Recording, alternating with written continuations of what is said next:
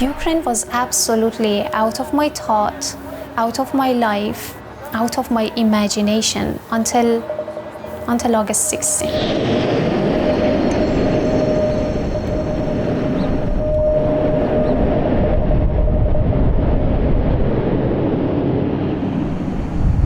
My name is Fatema Hosseini. I'm 28 and I am from Afghanistan. I was born in Bamiyan, where is the central place in Afghanistan. It's a central province in Afghanistan. And because of the war that happened in 1994, my parents migrated to Iran. So I was raised there. And when I was 10 years old, my parents returned to Afghanistan. Меня зовут Ирина, я психолог. Я жила и работала в Киеве, в Украине. Я была в Индии, в Бахрейне, в Афганистане, Сирии, Ираке, Иране. Одной из задач моих было это проведение переговоров с террористами для того, чтобы совершался обмен пленными, для того, чтобы мы могли забрать тела погибших. Я видела войну в других странах, да. Сложно самым незащищенным. Те, кто не был подготовлен никогда к тому, что у людей не будет воды, еды, крова над головой, всего самого необходимого. It was during a fine day. I woke up, I got ready, I went for my job. Around 1 p.m. that we heard the president fled the country. And Taliban are entering Kabul. I decided to get back home. It was too late for me because the Taliban were already in the city and they were riding police rangers cars and they were fully armed. But again, luckily, I was not stopped. Though they saw me like with my dress and everyone was looking at me crazily because there was not even a single woman. I mean, there were women, but they were already covered. The first thing that happened was my mom hugging me and slowly telling me in my ears that your dress is short. And that was the moment that, okay, I realized I lost my freedom. To be honest, I wasn't even thinking of myself. I was thinking of my father because he served the army for almost 12 years. And when I saw the video, it was like around thousands of people waiting to cross the border illegally to go to Pakistan. It was so bad, it was so scary and horrible. When I saw my mom with that little baby, with my sister, I don't know, I did not have the guts or I did not have the bravery to tell my mom that, okay, this is the situation and you have to cross the border, no matter what. Because I was working with USA Today as a freelancer, one of the colleagues, he texted me from UK saying that, Fatema, are you safe? What should I do for you? He said, listen, are you able to leave the country without your family?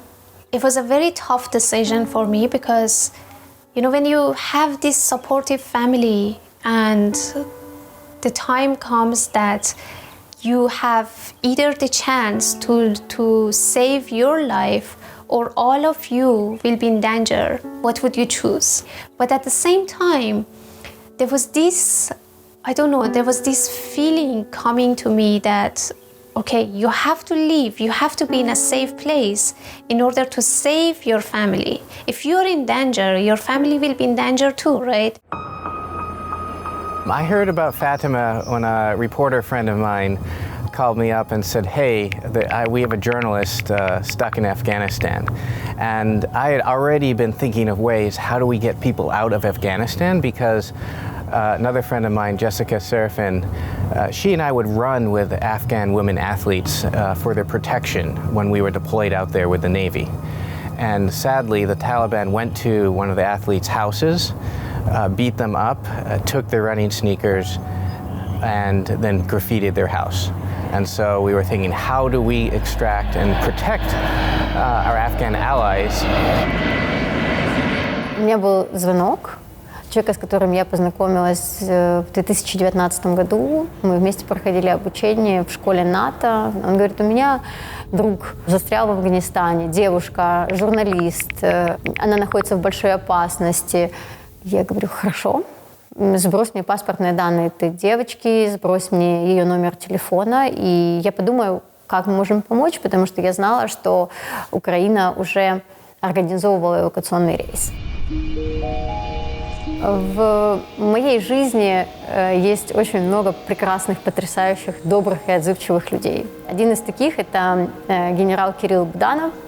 Точно так же я ему отправила все данные, и мы начали общение. Я ей написала: «Меня зовут Ирина, я хочу помочь тебе эвакуироваться из Афганистана. Просто следуй тем инструкциям, которые я тебе дам». And I was like, okay, should I go to Ukraine? Like, where is Ukraine? I know it was somewhere in Europe, but I did not know where. And one of the Ukrainian army, he called me saying that I should get to the airport by 5:30 a.m. in the morning. And he told me that I have only 3 hours. So we prepped Fatema ahead of time to make sure that she was hiding the documents in the appropriate places, making sure she had multiple cell phones, ensuring that there was a male driver with her to as far as we could get, right? I was having my mom's hijab. It was my backpack, and I had 3 layers of clothes, and the weather was so hot. I kept sweating, and I forgot to get a water bottle with me. Она меня разбудила в 3 часа ночи, по-моему, потому что она начинала выезжать уже. Мы были с ней на связи все это время, то есть каждый ее шаг, каждая минута. У меня огромная длинная переписка была вот всего этого процесса. My brother and brother-in-law, they were carrying my suitcase, and I had to walk quick. I lost them. The place was really crowded. I don't know how many gates the airport has, but I had this specific gate that the Ukrainian force told me, once you reach behind the gate, just text me, I'm gonna come out and get you. I was like, okay. I passed the first checkpoint, and the Taliban who were like controlling people, he swore if I would be going back and he would see me, he would kill me. So he swore in front of public. The second checkpoint, so one of the Taliban commanders trying to, like, he ordered people to sit down, and because it was so crowded and I was literally pushing people to get aside so that I could go forward, like, I did not know that commander is having a lash with him. The moment that I pushed the women aside, he whipped the women in behind me, and his shoulders skin was gone. The flash was visible. I received this text message from the Ukrainian army force saying that come to this gate, not to the gate where we told you earlier. And I had only 30 minutes. Наверное, на тот момент я поступила немного цинично, я не стала ее успокаивать, я сказала, у тебя есть 30 минут, самолет будет улетать. Все. Вот как бы либо ты успеешь, либо нет. То есть ее это в какой-то момент подогрело очень сильно, она понимала, что это ее последний шанс. Хотя самолет еще должен был стоять около 6 часов. So I started asking people, is there any way to get out of this place? Because I was pushing and I was trying to get to the gate. One of the Taliban members started firing next to my ears, and I could see the bullets falling next to women. And I saw the woman's arm, do we say disjoint from her body? She could not pick her arm because it was stepped by so many people. The moment we decided to go back home, the Ukrainian army force called me. He only said 2 sentences. Fatema, I bribed this Taliban to come out to take you. Where are you? That's it. That's it. He ended the call. I wanted to say I'm leaving. He ended the call. We kind of set up a command center at a hotel in Washington, D.C., as well as at our own houses, because this was 24/7 work. It was an emotional roller coaster of like, hey, yes, we're almost there, but then at the last minute something would block us. And then everyone else with the USA Today team is on the edge of their seat too. So it was extremely stressful, but at the same time, I mean, her courage in this endeavor was very inspiring. I mean, she didn't give up. And I received phone calls from a stranger. I was like, I'm here. He said, raise your hand so that I can find you. He found me and I was like, you're not the Taliban. I mean, the Taliban could be easily identified. He said, not really. I am a Ukrainian. I'm an Afghan Ukrainian.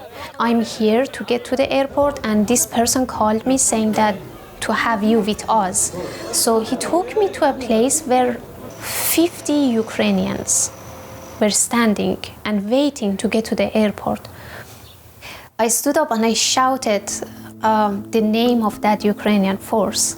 And he was right in front of me, but because I did not have his picture, I did not know who he is, right? And he said, Fatema. I was like, yeah, it's me, come. And then he sent another force to pick me and then take me to the other side. So it was a very huge plane. It was a military plane, and it was my first time getting to the military plane. So there was no safety belt, there was nothing. The moment that I fall asleep, I literally did not wake up till the morning because I was so tired. When the plane left Kabul, when we were out of Kabul, I literally had a relief breath. I took my relief breath and I was like, I'm out. Они прилетели, по-моему, через день в 5 утра в аэропорту Борисполь. Я ее встретила.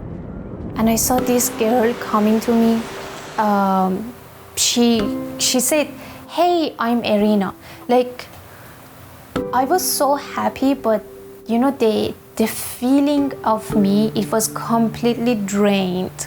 I could not express my feelings. I knew that I am happy, I knew that I am safe, but I could not express it. So I was like, okay. She said, I'm Iryna. I was like, okay. Я ее встретила и сразу забрала к себе домой. У меня даже не было вариантов, что кто-то ей должен найти жилье, кто-то должен о ней побеспокоиться. В Украине она знала одного человека, это была я. Фатема покушала, приняла душ и все. И она проспала практически до следующего дня. Мы ее вечером увидели совсем чуть-чуть, выпили с ней вместе чай, и она опять пошла спать, созвонилась с родителями. The apartment had 2 rooms, and it was like one for her parents, one for her. But she gave me her room, and she herself was sleeping in the kitchen. So there was a sofa, and she was sleeping there. I met her mom. She's so beautiful, and it just gives you the feeling that you're at home. Она ко мне подходит и говорит, I don't speak English.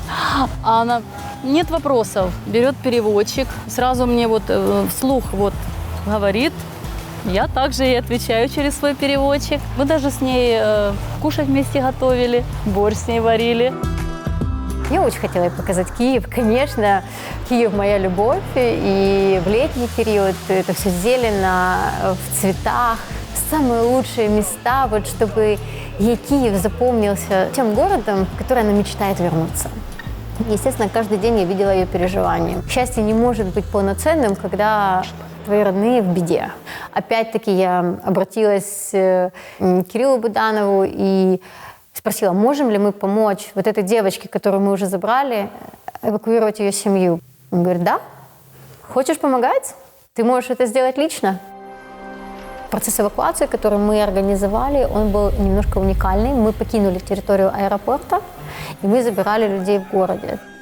Вообще все военнослужащие, которые эвакуировали гражданское население из Афганистана, они ждали, когда люди зайдут на территорию аэропорта, потому что она была охраняема. За территорией аэропорта контроль был полностью под талибами.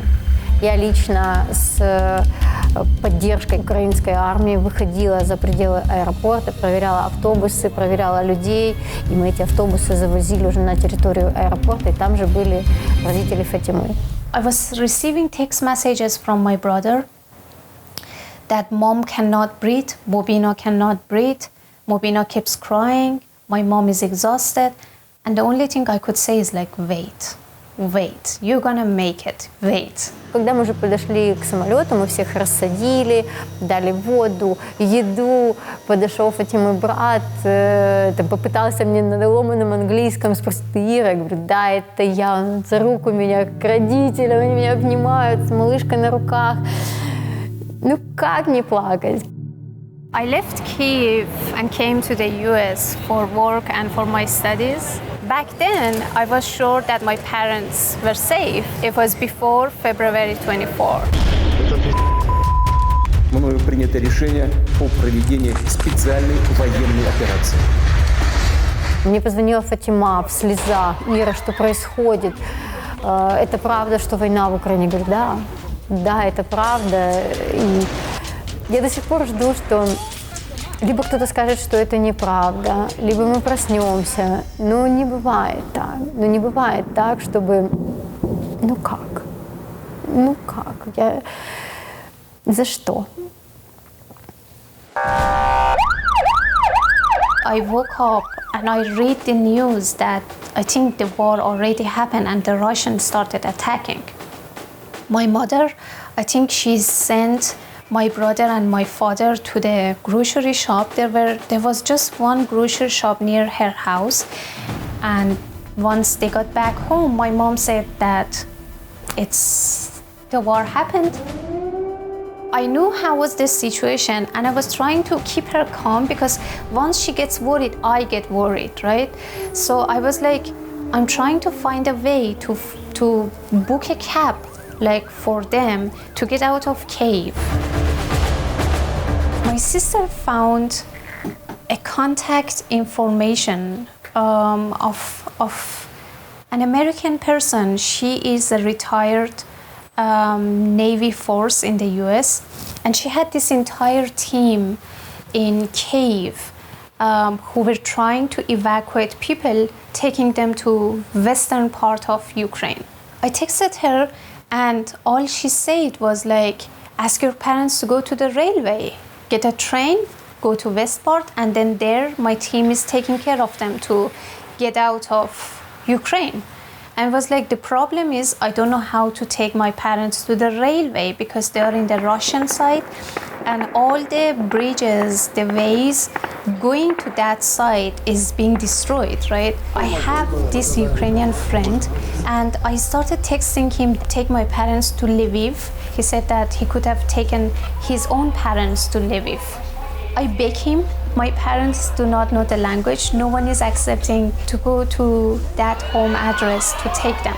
He eventually accepted and then took them to the railway, and then from railway, they're supposed to go to Lviv. So once they were in Lviv, this journalist friend of mine, she got a car and directly helped my parents to pass the border to Poland. There were many people involved. Without them, I don't know how my parents would make it to safety. Для них это, конечно, ужас. Повторение такое, что они уже не знают, куда эвакуироваться, чтобы не было войны. Вообще вот все эти ситуации вот там с Афганистаном, с Украиной показали, насколько люди, не знающие друг друга, помогают друг другу, потому что беда. Да, мальчик мой хороший мальчик. Вы знаете, Господь воздал мне во 100 крат. Как бы я тогда немного помогла людям, и нашлись люди, которые помогли мне забрать моих родителей. Они жили в подвале, и когда уже мама заболела в подвале, простыла очень сильно, потому что февраль месяц, холодно, нам удалось организовать автомобиль для моих родителей, для того, чтобы их вывезти из Киева вместе с собакой. Они приехали на границу Польши и Украины, я их там встретила.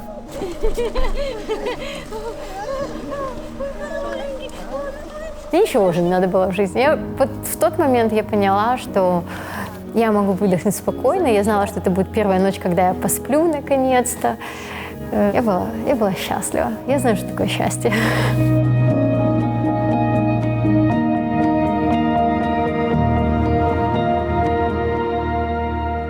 Salam.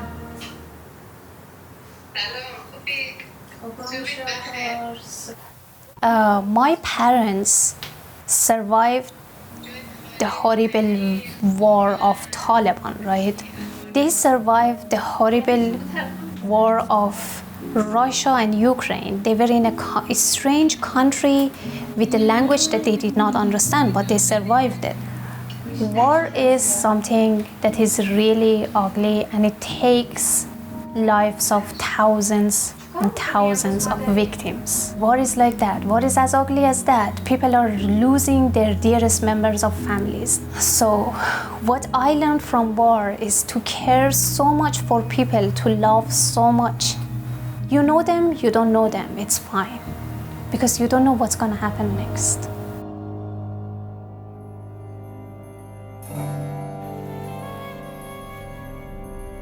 If I come back to the country, maybe I can dig more. The country was almost drowning in corruption. You could not talk about transparency anymore. I want to sit in one table with the Taliban to ask them these questions. Why are they so much afraid of us? What's our fault?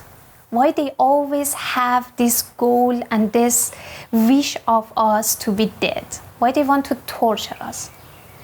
So now, if it is journalism that can make me to sit in one table with them, I can go for journalism. I've already put so much of my concentrations and focus and efforts on surviving two wars, the ugliest ones, right? And I made it. So I'm sure I can do this one too. I have to make them sit in one table with me.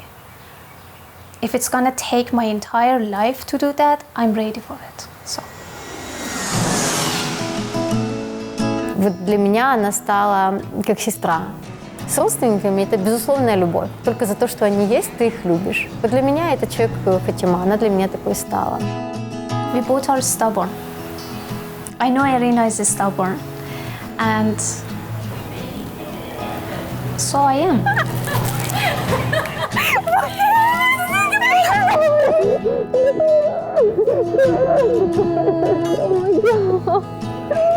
Finally. I know. One country, but haven't seen each other. I have something for you. Yeah, not so bad. Yeah, thank you for flowers, by the way. I love flowers. Sorry.